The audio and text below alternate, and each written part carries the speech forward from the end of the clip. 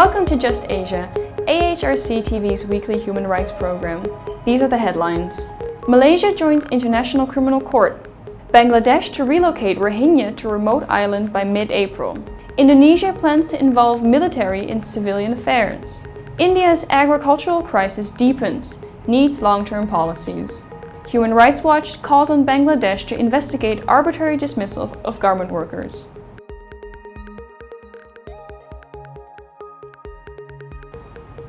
Welcome to AHRC TV's Just Asia. I'm Emily Koenders. This week, Just Asia begins with Malaysia, which has become a member of the International Criminal Court, the ICC, after signing the tribunal's founding treaty on Monday. Malaysia's new reform-minded government, which came to power last year, has vowed to join the ICC. According to Human Resources Minister M. Kulasegaran, by joining the ICC, Kuala Lumpur can now play an important role in issues related to crimes against humanity. Malaysia becomes the 124th member of the court since its establishment in 2002. The ICC is the world's only permanent war crimes court and aims to prosecute gross abuses when national courts are unable or unwilling to do so. But the tribunal suffered a major setback in January when judges acquitted former Ivory Coast President Laurent Gbagbo over a wave of post-electoral violence. The court also faces hostility from countries under investigation. Burundi, for instance, became the first country to quit the court in 2017 after the ICC chief prosecutor launched a preliminary probe into the country's possible crimes against humanity during a political crisis. Similarly, Philippines President Rodrigo Duterte also announced his intention to withdraw last year after the court launched an investigation into his government's deadly drug war.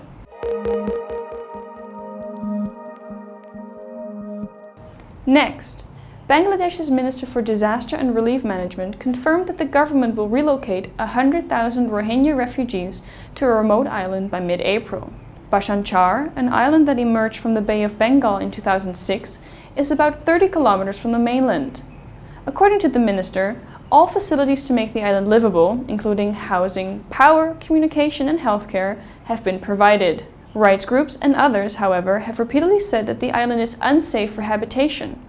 According to Forest Department data and available information, a part of the island disappears into the sea every year due to erosion. The only mode of transport to the island is by motorboat, and the journey takes between 1.5 and 2 hours. During bad weather, it can be a dangerous trip. The Bangladesh government is expecting to relocate 23,000 Rohingya families to Bhashan Char by April 15th.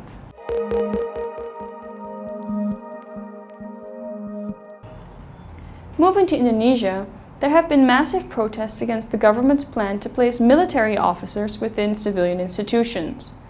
Based upon a 2016 presidential decree on the structure of military, the Indonesian government is working on 3 policies related to the military: establishing a new structure for the military, setting up an additional military unit, and involving senior military officers in civilian institutions. Civil society has been warning the government that the plan will take Indonesia back to the Suharto era, where military officers were put in civilian and political institutions, even becoming members of parliament. Activists, human rights groups, and other concerned individuals have organized demonstrations, press conferences, and public discussions objecting to the government's plan. The plan is believed to be the incumbent government's strategy to win military support in next month's legislative and presidential elections. According to civil society groups, allowing the military back into civilian institutions will seriously endanger the future of democracy and civil liberties in Indonesia. It will undo the steps taken since the 1998 political reform after former dictator Suharto stepped down. India's agricultural crisis is deepening, with the lowest farm income growth observed in the country over the last 5 years. According to government data, 2018 was the worst year for farm incomes in almost 2 decades, resulting in farmers throwing their produce on roads after not getting transport costs.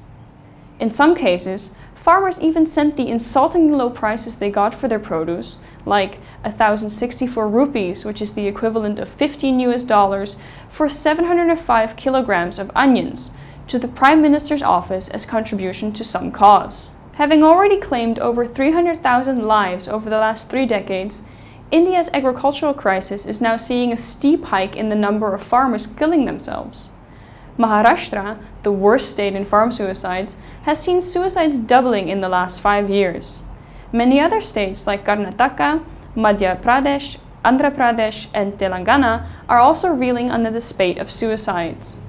Just Asia speaks to Avinash Pandey, Right to Food Coordinator at the AHRC, for his views.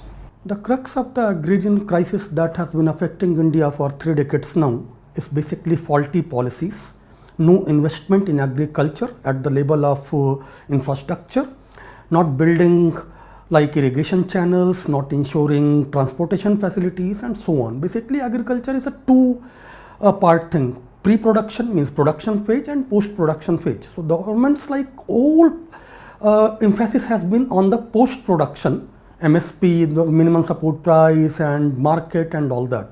At the same time, another thing which contributed very heavily to this crisis was the sudden push of the government for the cash crops like this.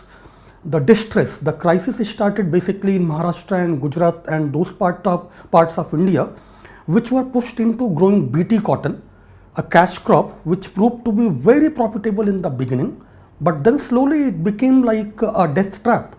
The prices started to fall, the loans, like the interest on the loans were rising and so on. So basically this is the reason. Revitalizing agriculture is the most important and immediate work. Announcing minimum support prices helps at times, but it cannot resolve the crisis. They need to invest very heavily in the infrastructure of agriculture, as I said earlier. They need to build irrigation systems.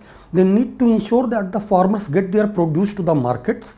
They need to ensure that there are cold storages for perishable produce like tomatoes and so that. And they should ensure that this post-production thing, which is as now very exploitative, becomes non-exploitative. Like say a tomato grower has to sell his produce or her produce because the tomatoes will perish soon. So, and that's what the market takes advantage of. They force them into selling short, selling for lesser prices. So until the government invests in that process, the situation is not going to improve. What they must also do is to ensure that there is like diversification of crops. They don't push all the farmers into the same cash crops and they don't aggressively push one crop because of which the whole means the farming community changes to that crop. They need to diversify, they need to engage with the farmers, they need to know what they can do on the ground in consultation with them.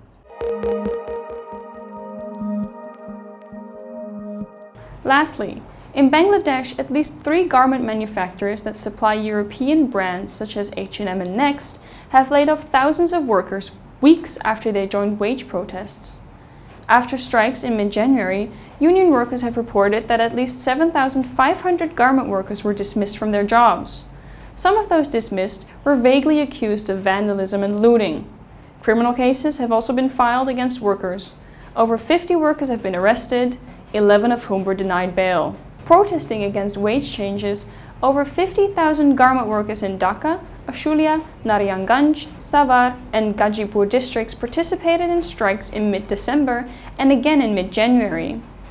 In December, union leaders said government officials threatened them with arrest and disappearance if the protests continue ahead of the December 30th general elections. When protests were organized again in January, Bangladesh police used water cannons, tear gas, and rubber bullets against them, witnesses told Human Rights Watch. 1 worker was killed and over 50 injured. Workers who chanted slogans or left factories and joined in processions to demand wage increases, and the ones who have any link to trade bodies, are now losing jobs, said Qazi Ruhul Amin, head of the Bangladesh Garment Workers Trade Union Center. Human Rights Watch on Tuesday called on Bangladesh authorities to immediately investigate the workers' allegations of arbitrary dismissals and false criminal cases. It also called on international clothing brands sourcing from Bangladesh to look into the matter.